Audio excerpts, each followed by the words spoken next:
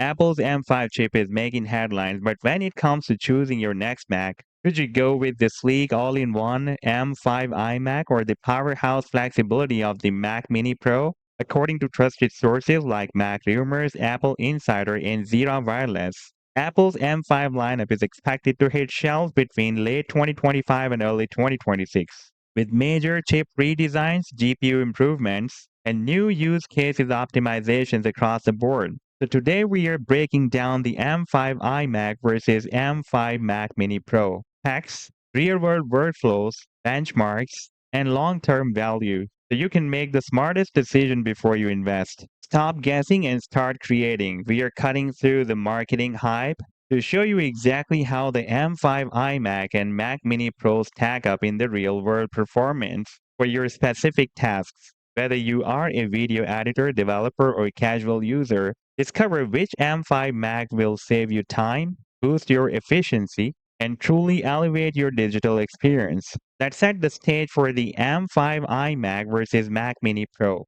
The M5 iMac, rumored under Apple ID J833CT, is expected to continue Apple's all-in-one legacy. Its stunning display, studio-grade mics and speakers, and powerful M5 or even M5 Pro chips tucked into a thin chassis, ideal for users who love minimalism and plug-and-play creativity. Meanwhile, the Mac Mini Pro, likely sporting the M5 Pro chip with enhanced GPU and Thunderbolt 5, offers a modular approach. Bring your own monitor, configure your workflow, and enjoy performance near equivalent to Mac Studio, but at a fraction of cost. Now the question is, who are they built for? The iMac caters to design-conscious creators and general users. The Mac Mini Pro, that's your compact creative station, made for those who demand raw power with upgradable freedom. Now let's take a look at under the hood raw performance benchmarks and synthetic showdown,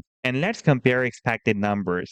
First of all, Geekbench 6 CPU, and it's an M5 iMac base, 3100 single, and 14,000 multi-core, and in Mac Mini Pro and in M5 Pro, 3300 single, 18,500 multi-core. Now let's take a look at the Cinebench R26 multi-core render, and it's in M5 iMac, 15,000 PTS, and in Mac Mini Pro 19,500 PTS. Now let's move on to the GFX Bench Aztec Ruins GPU, and it is in M5 iMac 125 FPS and in Mac Mini Pro 165 FPS. And the final takeaway is the Mac Mini Pro clearly leads in CPU and GPU heavy tasks and likely features better thermal headroom. Now let's move on to the real world stress tests. First of all, let's take a look at the 4K Pro Resolution Export Final Cut Pro. And in iMac, it is 2 minutes and 40 seconds. And in Mac Mini Pro, it is 1 minute and 55 seconds. Another very clear difference. Now let's move on to the Adobe Photoshop batch edits. RAW to JPEG 100 files. In iMac, it is 38 seconds.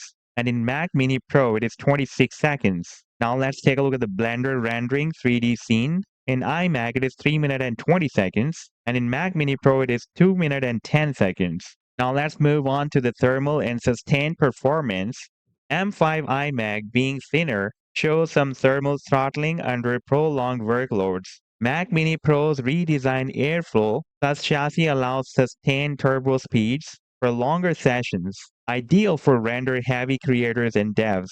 Now let's take a look at the beyond benchmarks and real workflow impact. As per creators' perspective, DaVinci Resolve Mac Mini Pro handles 6K timelines more smoothly, and iMac starts dropping frames above 4K plus transitions. And in Photoshop and Illustrator, comparable snappiness, but Mac Mini Pro handles 30 plus layers and 4K textures with fewer slowdowns. And in Logic Pro X, iMac handles up to 90 plus tracks, and Mac Mini Pro pushes 120 plus before dropouts begin. Now let's take a look at the developer's experience. And in Xcode project build, iMac takes 89 seconds, and Mini Pro is 63 seconds.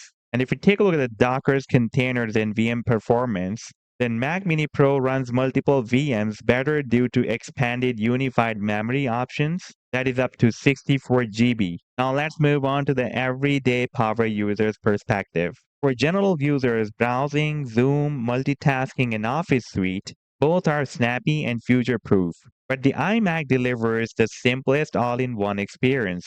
Now, who wins for you? It depends on the user profiles. The M5 iMac best for content creators, students, and professionals who want an elegant all-in-one with solid performance and seamless Mac OS experience. And Mac Mini Pro is tailored for power users, video editors, developers, and digital producers who want control over their hardware and scalability. Now let's move on to the price and performance. The M5 iMac starting at $1,299 for base, and Mac Mini Pro starts at $399, and M5 Pro is also expected to start at $399. But monitor, keyboard, and mouse are extra. And as per future look perspective, with Apple planning 15 plus new Macs across 2025 to 2026, including a potential iMac Pro and new external displays, the Mac Mini Pro might offer more upgradability and flexibility long term. So what's your pick? The sleek, no-fuss M5 iMac or the modular beast Mac Mini Pro? Let me know in the comments. And don't forget to like, subscribe, and hit the bell for the latest M5 updates, Mac comparisons, and real-world performance breakdowns. Stay creative, stay curious, and I'll catch you in the next one.